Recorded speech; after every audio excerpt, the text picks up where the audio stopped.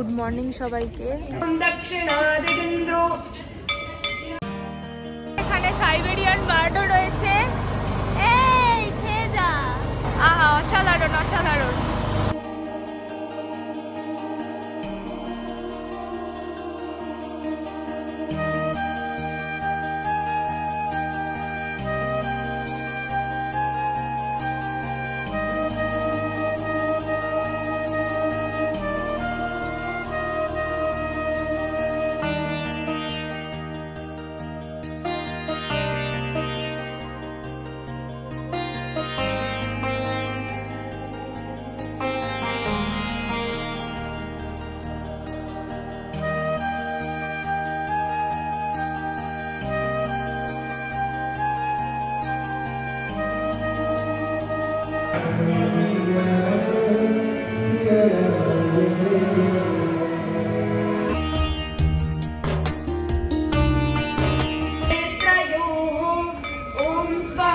Good morning সবাইকে।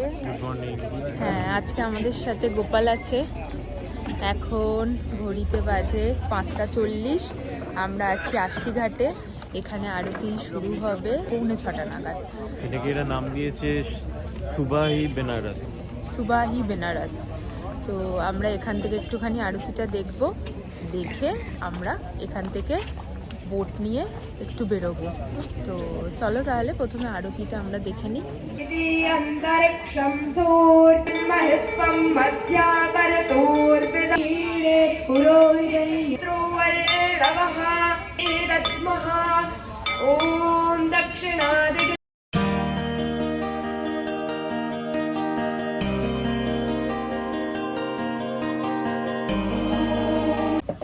আমরা আরসিঘাট থেকে আরতি দেখে এসে চা খেতে চলে এসেছি। সোমনাথ চা খাচ্ছে, আর এই যে আমার চা।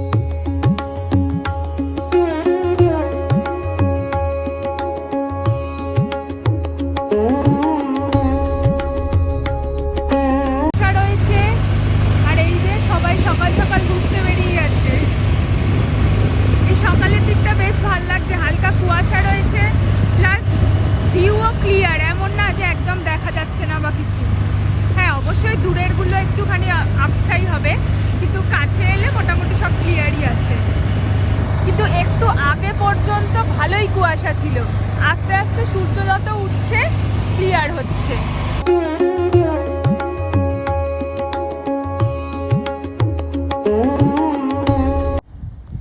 আশি ঘাট থেকে শুরু হলো আমাদের বেনারসে 84টি ঘাট দর্শন। এটি গিয়ে কিন্তু শেষ হবে নমঘাটে। এই 84টি ঘাটের মধ্যে প্রত্যেকটি ঘাটেরই নিজস্ব একটা বিশেষত্ব রয়েছে, যার মধ্যে বিশেষ করে আমরা মণিকর্ণিকা ঘাটের নামটাই আগের থেকে জানতে পারি। যেমন তার মধ্যে আরও পড়ে দশশ্বমেধ ঘাট, আশি ঘাট, হরিশ্চন্দ্র ঘাট, কেদার ঘাট, রানী লক্ষ্মীবাই ঘাট এবং আরও একটি ফেমাস ঘাটও হলো নমঘাট। সকালবেলা উঠে এই কুয়াশা ভরা বেনারসের গঙ্গা আর তার সাথে এই অতুলনীয় 84 ঘাটের সৌন্দর্য আমাদের সবাইকেই মুগ্ধ করছিল। এই ঘাট দর্শন করতে করতে হঠাৎ আমরা দেখলাম সূর্যদেবও কিন্তু আমাদের দর্শন দিল।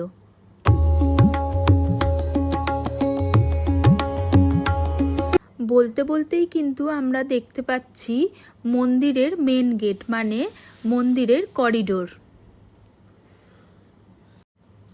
আর তার পাশেই কি অদ্ভুতভাবে দেখা যাচ্ছে মণিকর্ণিকার ঘাট।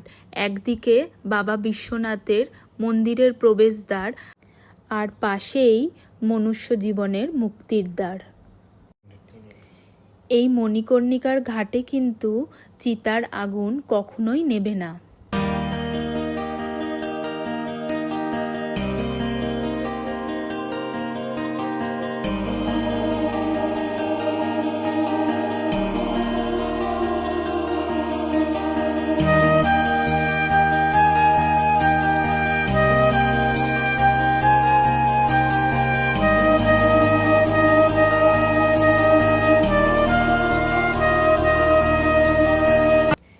এই দূরে যে ব্রিজটি দেখা যাচ্ছে, এই ব্রিজের ওপর দিয়েই কিন্তু বেনারসের প্রত্যেকটি ট্রেন এর ওপর দিয়েই আসে। আর এই ব্রিজটি ক্রস করলেই আমরা দেখতে পাচ্ছি নমঘাট। বলতে বলতেই আমরা কিন্তু দেখতে পেয়ে গেছি সাইবেরিয়ান বার্ডদের। এইবার এদেরকে একটুখানি ঝুড়ি ভাজা কিনে এনেছিলাম, এইটাই খাওয়াবো এবার। আর বলে রাখি, এদের কিন্তু শুধুমাত্র শীতকালেই দেখা পাওয়া যায়।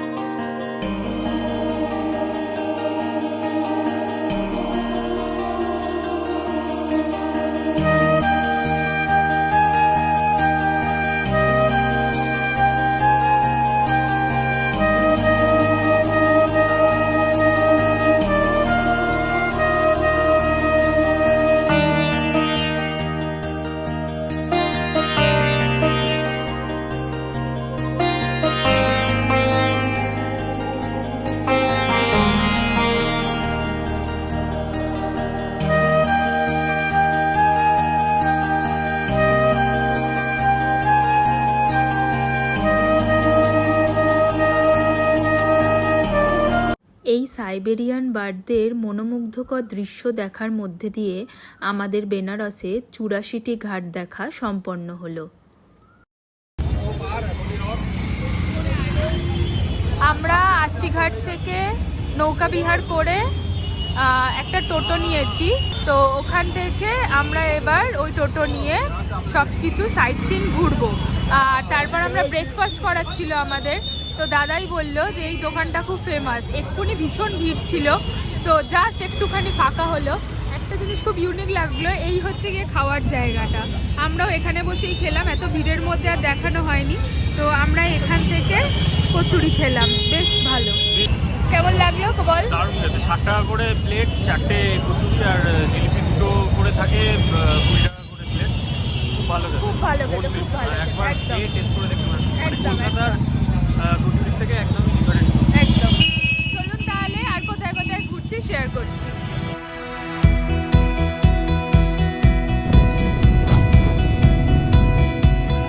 আমরা এই যে এখানকার যে ইউনিভার্সিটি আছে, ইউনিভার্সিটির ভেতর দিয়ে এলাম রাস্তা দিয়ে। এসে এখানে এই যে মন্দিরটা এখন আমরা ঢুকছি, নামটা আপনারা দেখতে পাচ্ছেন, শ্রী বিশ্বনাথ টেম্পল। মানে এটা আর কি বলে যে নতুন বিশ্বনাথ মন্দির, কিন্তু যেহেতু এটা বিড়লা এইটাকে তৈরি করেছে, এটা যখন বলছে সাইট সিনের দেখানোর জন্য, বলছে এটা বিড়লা মন্দির। আর দেখতেও অনেকটা ওই রকম, অনেকটাই বিড়লা মন্দির যেমন আমাদের ওখানেও আছে সাদার মধ্যে ওই রকম। আর বিশ্বনাথ টেম্পলের যদি আপনারা চূড়াটা দেখেন, অনেকটা এইরকম ধরনেরই। তো সব কিছু মিলিয়ে বিড়লা মন্দির বলুন, বিশ্বনাথ মন্দির বলুন, এই হচ্ছে মন্দিরের জায়গাটা পুরো। এইখানে এনারা লাইভ পেন্টিং করে দেয়, দেখুন প্রচুর সুন্দর সুন্দর পেন্টিংও রয়েছে, দেখতে পাবেন।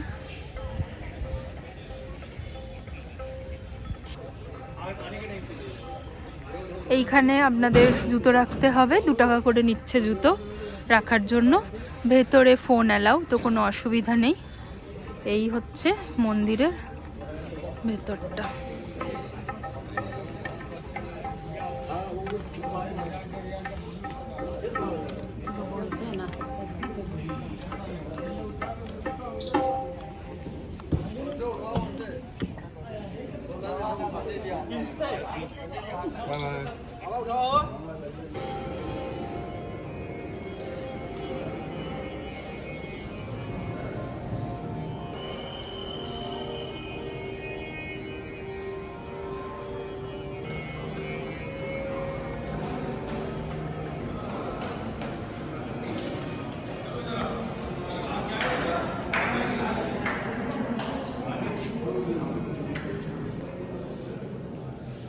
এই হচ্ছে ভেতরের পুরো জায়গাটা।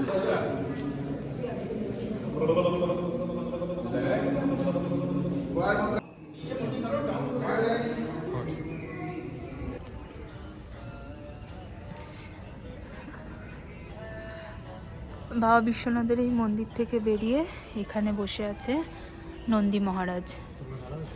এই হচ্ছে বাইরের জায়গা।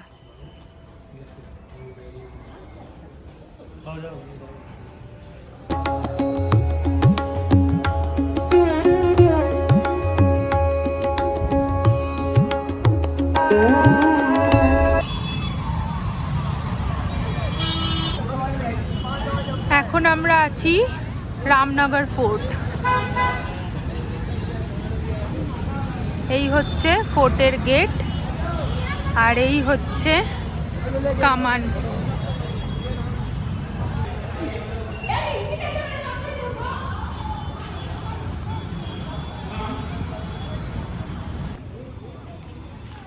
এই হচ্ছে ফোর্টের ভেতরটা। এখানে মিউজিয়াম আছে, মিউজিয়ামে ঢোকার জন্য টিকিট লাগবে। আমরা মিউজিয়ামে আর ঢুকবো না, কারণ আমাদের অনেকগুলো জায়গায় যাওয়ার আছে, আর ভেতরে ক্যামেরা অ্যালাউ নেই মিউজিয়ামের ভেতরে। খুব ভালো আজকে ওয়েদারটা আমরা পেয়েছি। কালকে বরং আমরা যে এলাম বেশ গরম ছিল, কিন্তু আজকের ওয়েদারটা বেশ ভালো। এই যে কামান, কামান একটা বাইরেও ছিল আর একটা এই ভেতরে।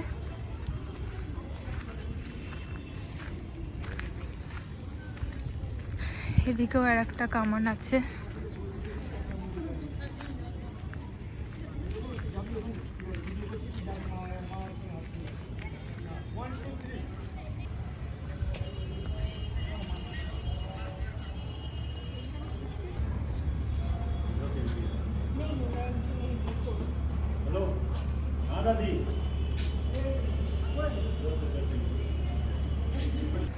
এই হচ্ছে টিকিটের প্রাইস, আপনারা চাইলে স্ক্রিনশট তুলে নিতে পারেন।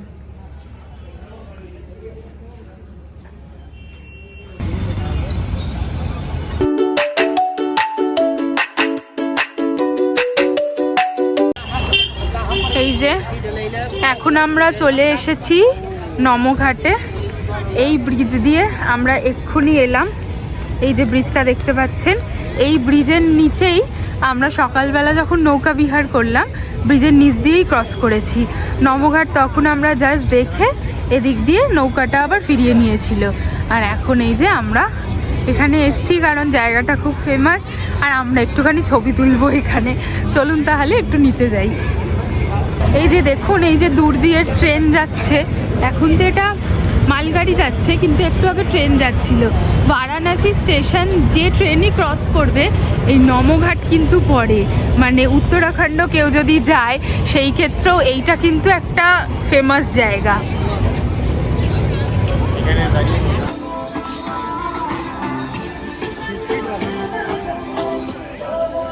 ওইখানে ছিল 3টে হাত, একটা ছোট, দুটো বড়, আর এইটা হচ্ছে সব থেকে বড় হাতটা।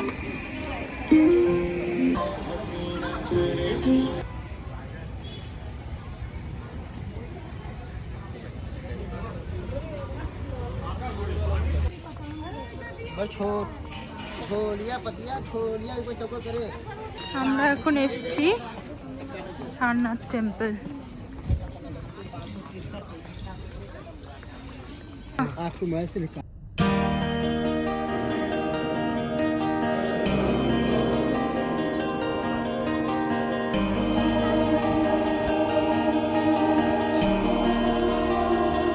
भैया एक मंदिर अभी आप देखे ना, मंदिर के अंदर में गौतम बुद्ध का अवशेष, जानते हैं अवशेष क्या होता है? नाभि, अस्थि, अस्थि, हाँ। शरीर थोड़ा सा बाहर इस मंदिर के अंदर में रखा हुआ है, अच्छा जो साल भर में एक बार निकलता है। कार्तिक पूर्णिमा, अच्छा। नवंबर के महीने में अस्थि को निकाल के दर्शन कराते हैं। Thailand, Cambodia, Vietnam, Sri Lanka, Maharashtra, Gujarat, जितने बौद्ध धर्म को मानते हैं अस्थि का आते दर्शन करने के लिए। इसलिए सारनाथ का मेन मंदिर बोलते हैं। ये जो चक्र घुमाएंगे ना आप, इनको तिब्बती मंत्र बोलते हैं, जिसे हिंदू धर्म में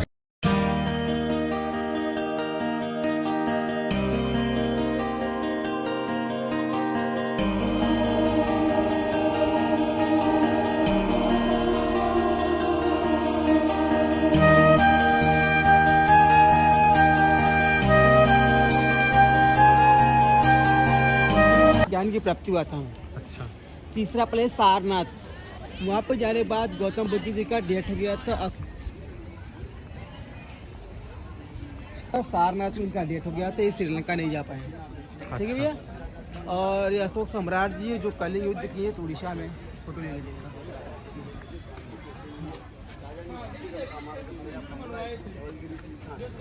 बाद म्यूजियम में आपको मिलेगा, उसमें अशोका स्तंभ, अशोका चक्र मॉडल हम आपको चाइनीज टेम्पल में दिखाएंगे।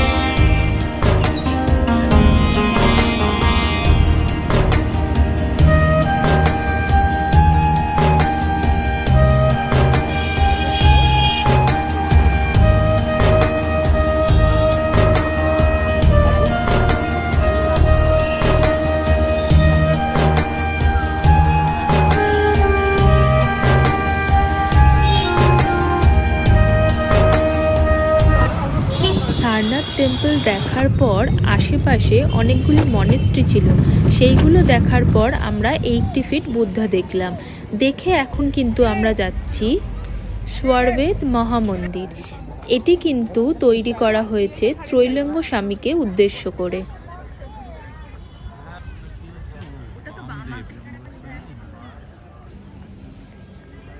এই হচ্ছে ত্রৈলঙ্গ স্বামীর মন্দির, বিশাল বড় মন্দির, আর মন্দিরের স্টাইলটা অনেকটা সাউথ ইন্ডিয়ান স্টাইলের। মন্দিরটির নাম হচ্ছে স্বরবেদ মহামন্দির ধাম। দেখুন এখানে লেখাও আছে। রাত্রিবেলা এরকম লাগে দেখতে, এই যে ছবিটা দেওয়া আছে ঠিক এইরকম লাগে দেখতে। পুরো সবকটা যে জানলা আছে সেখানে আলো জ্বলে, এইরকম লাগে দেখতে। মন্দিরটা কিন্তু একদমই নতুন মন্দির। চলুন মন্দিরে ওঠা যাক।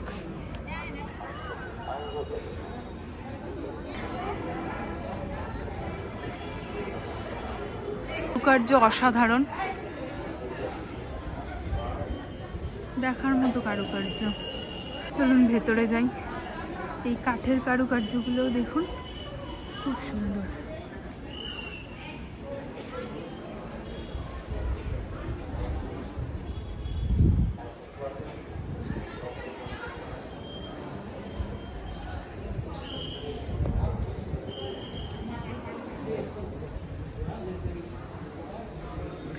উপরে আলো জ্বলছে প্রত্যেকটা খাঁজে খাঁজে। রাত্রিবেলা এটা দেখতে আরো সুন্দর লাগবে। কি করছি বুঝতে পারেন? দেখুন প্রত্যেকটা কাজ এত প্রমিনেন্ট।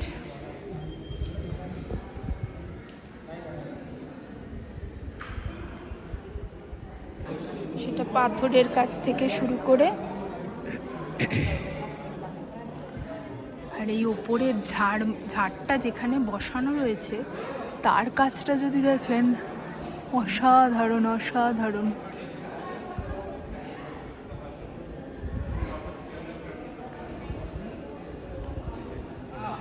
পুরো মন্দিরটাই অসম্ভব সুন্দর, অসম্ভব সুন্দর।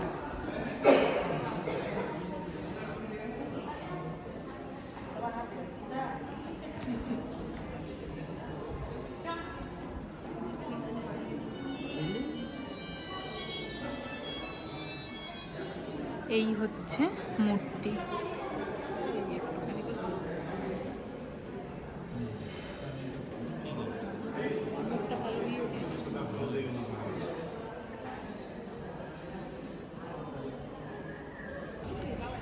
এই হচ্ছে মন্দিরের বাইরের পুরো জায়গাটা। ওপরে ওঠার পর এই পুরো একটা বিশাল বড় জায়গা।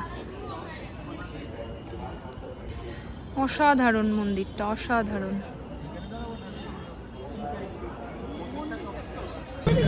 এখন প্রায় 4:30 মতন বাজে।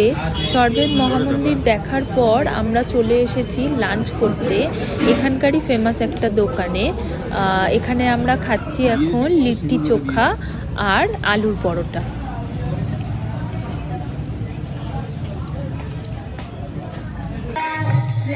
আমরা লাঞ্চ করে এখন চলে এসেছি শ্রী মণি মন্দির দর্শনে। কাকু আর কাকিমার শরীরটা খুব একটা ভালো লাগছে না, তো ওর জন্য ওরা টোটোতেই আছে।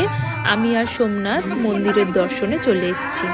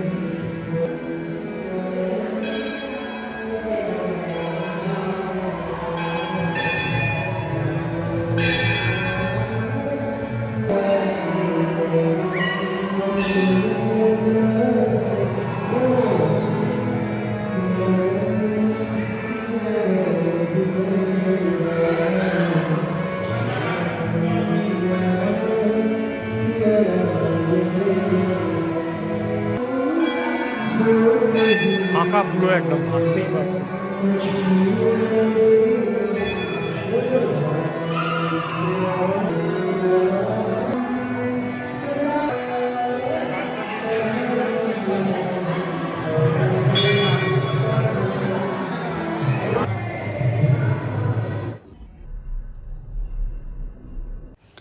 মণি মন্দিরের পর আমরা এখন এসেছি শ্রী দুর্গা মন্দিরের দর্শনে।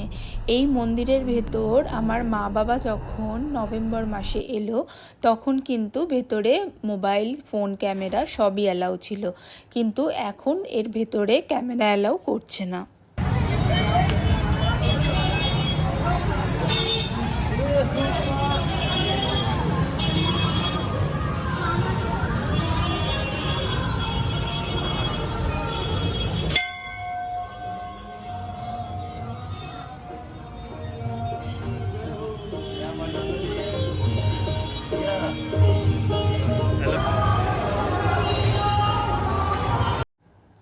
এখন আমরা এসেছি শ্রী সত্যনারায়ণ তুলসী মানস মন্দিরে।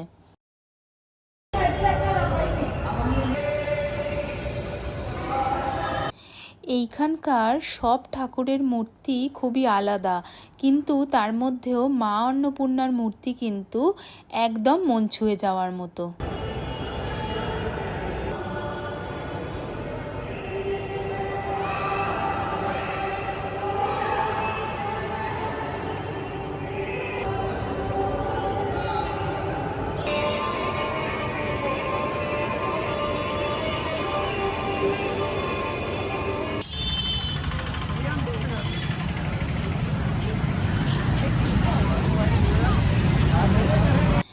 এখন আমরা এলাম কিন্তু ত্রিদেব মন্দিরে।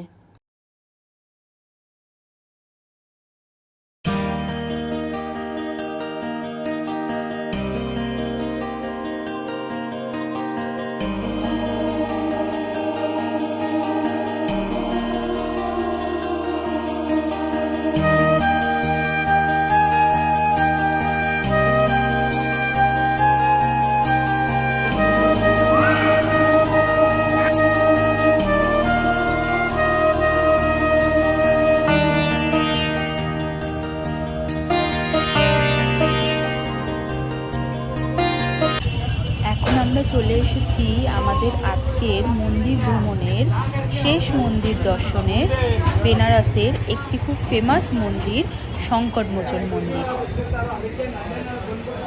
আর এই দেখা যাচ্ছে মন্দিরে ঢোকার এন্ট্রি গেট। মন্দিরে ঢোকার আগে ব্যাগ, মোবাইল সব কিছু জমা নিয়ে নেওয়ার ফলে মন্দিরের ভেতর থেকে বা বাইরে থেকে কোনোটাই দেখানোর সুযোগ হলো না। আর এখন আমরা যাচ্ছি আমাদের হোটেলের পথে।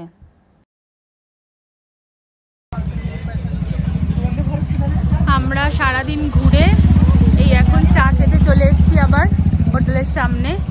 এই যে আমাদের হোটেল, এই যে দেখা যাচ্ছে কাশি রেসিডেন্সি। একটু চাটা খাই, খেয়ে তারপর একটু হোটেলে গিয়ে ফ্রেশ হই।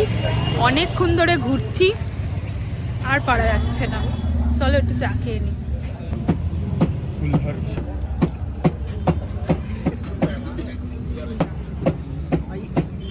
গরম। আমরা লাস্ট দর্শন করলাম সংকটমোচন মন্দির, হনুমানজির। তো ওখানে ফোন, কিছু ক্যামেরা একদমই অ্যালাউ নেই, কিন্তু আপনাদের যে বলেছিলাম এই যে আমাদের হোটেল, ওর সামনেই একটা হনুমানজির মন্দির আছে। তো সেই মন্দিরটা আপনাদের একটু দর্শন করিয়ে দিই। সব তো একই, তাই না? চলুন। এইটা একটা খুব ভালো, একদম হোটেলের সামনে এই হচ্ছে হনুমানজির মন্দির। আলো জ্বলছে, টুনি বাল্ব দিয়ে সাজানো আছে। সুন্দর ছবিও রয়েছে লাগানো। চলুন তাহলে আজকের ব্লগটা এখানে শেষ করছি। আজকে মোটামুটি এখন 7টা বাজে। কাল আমাদের সকালবেলা বিশ্বনাথ মন্দির যাওয়ার আছে, শুধু আমার আর সোমনাথের, কারণ কাকু কাকিমার তো অলরেডি দর্শন হয়ে গেছে। তো আমাদের কালকে ফার্স্ট সকালবেলা 3টের মধ্যে ওখানে পৌঁছাতে হবে। আমাদের সুগম দর্শনের টিকিট কাটা আছে অনলাইন যেটা হয়, তো ওখানে আমরা যাব। ভেতরে তো কিছুই দেখাতে পারবো না, তবে ইচ্ছা আছে মন্দিরের যে করিডোরটা আছে সেখান থেকে যেটুকুনি দেখা যায় আপনাদেরকে দেখাবো। তো আজকে বজরংবলীর দর্শন করিয়ে, মহাবীরজির দর্শন করিয়ে এখানে ভিডিওটা শেষ করছি। দেখা হচ্ছে কালকে সকালে। টাটা।